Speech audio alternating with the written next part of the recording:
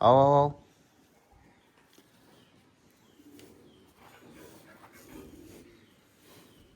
कि जो हाँ, बता तो सही कि पाँव छोड़ रहा। अस्सलाम वालेकुम जी, welcome back to another video. आज की वीडियो जो है वो इनकी हूफ ट्रिमिंग थी। एक भाई ने कहा था कि जब इनके पाँव चेंज, ये खुरियाँ शुरियाँ चेंज हो तो बताना है।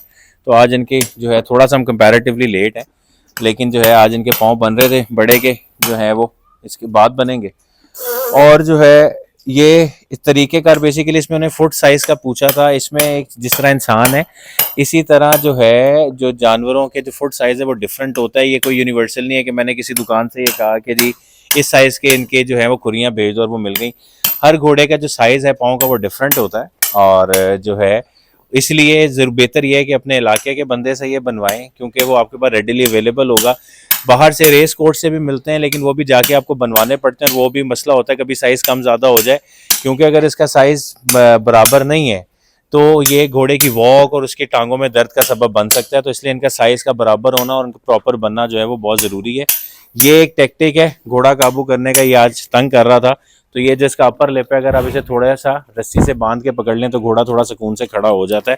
तो बाकी जिस तरह पाँव बनते हैं उसकी डिटेल साथ साथ शेयर करता हूँ।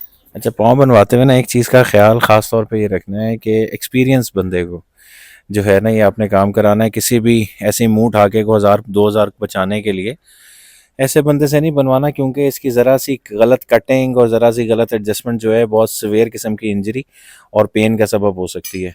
तो ये बहुत इंपॉर्टेंट है कि अपने इलाके में ऐसे बंदा ढूंढें जो एक्सपीरियंस हो, जो ये काम जानता हो। किसी नए बंदे को इस पर तजर्बा बिल्कुल नहीं करने देना।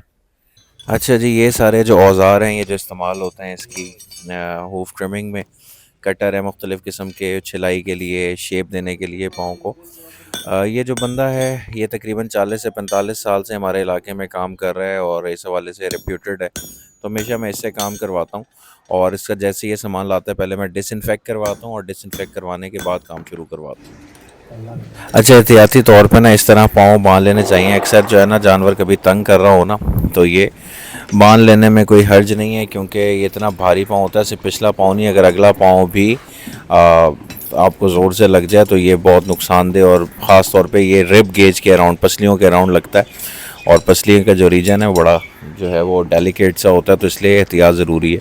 तो अभी ज़रा हिलजुल रहा था अशल, तो इसलिए इसका पाँव बांधा है। अच्छा, ये जो है ना स्टेप वाइज हम करते हैं, थोड़ी देर बांध के थोड़ा सा काम करके इसको रिलैक्स कर देते हैं, इसको छोड़ देते हैं, क्योंकि भारी जानवर है। जब तक जिसका पाँव एक बंधा हुआ होता है यूँ, तो इनके लिए ज़्यादा देर खड़ा रहना, वो ब्लड सर्कुलेशन क्योंकि रुकती है तो जानवर उससे डिस्टर्ब होता है।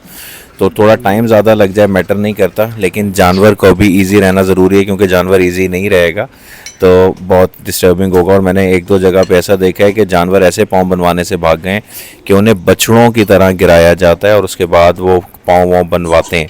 तो इसलिए इसको ज़रा थोड़ा सा एहतियात से और इस तरह तरीके से कि जानवर आराम से जो है वो बनवा ले, करना चाहिए। ये जो वाइट पोर्शन नीचे नज़र आ रहा है, ये जितना ड्राई नज़र आएगा उतना आपके लिए बेहतर है। अगर ये गीला अंदर से नाखून निकले या अंदर वाला मटेरियल गीला स्किन निकले तो इसका मतलब है कि घोड़े के पाँव में मसला है। तो जितना वाइटिश मटेरियल निकलेगा नीचे से, जितना ड्राई निकलेगा, उतना ही ये पॉजिटिव साइन है कि आपके घोड़े का पाँव जो है वो ठीक है। तो अब ये देखें ना, जैसे मैं कह रहा था कि एक्सपीरियंस्ड बंदे का होना बहुत ज़रूरी है। अब ये जो कील ठोकना है पाँव में कि एग्जैक्ट नाखून में जाए, ये ज़रा सा भी कोई जानवर से डरने वाला बंदा हो तो, और ये ज़रा सा गलत लग जाए तो आप इससे अंदाज़ा लगा सकते हैं कि क्या होगा। एंड में जो है वो इस तरह की शेप बनानी होती है घोड़े की, जो गोलाई आपको नज़र आ रही है आगे। और दूसरा ये कि मैं अशल को सिर्फ अगले दो पाँव पे खुरियाँ लगाता हूँ। ये ज़रा देखें कि पिछली खुरी ऊपर वाली है, चल चल के किस तरह गिर जाती है, तो पिछली और ये जो दोबारा नई लगनी होती है उसमें कितना डिफरेंस होता है।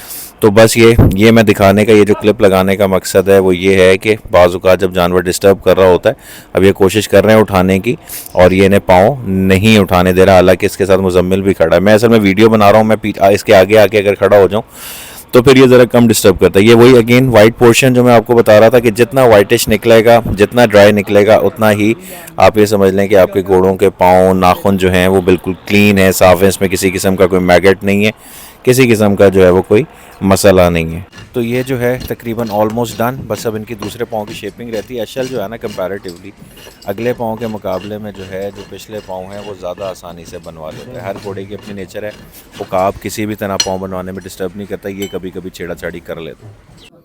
अच्छा जी, तो ये थी वीडियो आज इनकी ट्रिमिंग की। ट्रिमिंग होते ही मैंने आपको दिखा दी। शू साइज़ जो है उसके बारे में भी जो है वो दिखा दिया इनका। आखिर में एक बात हो गई, जो अक्सर जो है ना हूव्स वगैरह के बारे में बात हुई है, लेकिन ऑयल के वाले से बात होना ना मिस हो गई है। वो ये है कि मुख्तलिफ किस्म के इनके हूव्स ऑयल, मतलब जो बाहर में रहते हैं उनके जो है वो मतलब मुख्तलिफ किस्म के कंपनीज को ऑयल मिलते हैं, आप वो लगा सकते हैं। लेकिन मैं हमेशा वो चीज़ रिकमेंड करता हूँ जो इजीली और रेडिली अवेलेबल हो। तो दो ऑयल ऐसे हैं जो आप इनके पाँव में लगा सकते हैं, इनके हूव्स को जो है ड्राई होने से बचाने के लिए और उनको बचाने मतलब उनको हेल्दी रखने के लिए। एक सबसे पहले कोकोनट ऑयल और दूसरा है कैस्टर ऑयल। इजीली किसी भी मॉल मार्केट से अवेलेबल है। और अगर आप उन दोनों को, क्योंकि कैस्टर ऑयल जो है ना वो थोड़ा थिक होता है, बहुत गाढ़ा होता है, उसमें बेहतर ये होता है कि उसमें थोड़ा सा कोकोनट ऑयल जो है वो मिक्स कर लें। अगर आप ये दोनों ऑयल मिक्स करके इनके पाँव में लगाएंगे, आपको किसी भी इंपोर्टेड ऑयल किसी भी किस्म का, क्योंकि जो कैस्टर ऑयल है वो एंटी बैक्टीरियल भी होता है, किसी किस्म का कोई बैक्टीरिया अगर जानवर के पाँव में आ गया है और उसे डिस्टर्ब कर रहा है तो कैस्टर ऑयल के यूज से जो है वो उसका बैक्टीरिया वाला इशू भी जो है वो रिजॉल्व हो जाएगा। तो इनकी hoof trimming, horse shoe sizes तकरीबन हाँ टेन्योर 1 महीने के अंदर एक दफ़ा जो है वो हम ये हूफ ट्रिमिंग तकरीबन ये करा लेते हैं। बाकी यूज पे डिपेंड है। इस तरह हमारे पास यहाँ पे सड़कें वगैरह कच्ची हैं, हमारी जो खुरियाँ ये ज़्यादा देर चल जाती हैं। जिनके पक्की सड़कों पे जिन्होंने वॉक करानी होती है उनके लिए डेफिनेटली वो बहुत कम टाइम चलेंगी। तो ये अपने अपने यूज़ के हिसाब से इसका टाइम पीरियड है। अच्छी शेप मेंटेन रखें, हूव्स की हेल्थ मेंटेन रखें, क्रैक्स वगैरह जो हैं वो आने से बचाएं। क्रैक्स अगर जानवर के पाँव में आ जाएं तो ज़रा मुश्किल से जो है ना वो होते हैं और उसमें फिर इन्फेक्शन होने का भी खतरा होता है। तो ये थी वीडियो जी, मिलेंगे अगली वीडियो में। अपना ख्याल रखिएगा। अल्लाह हाफिज़।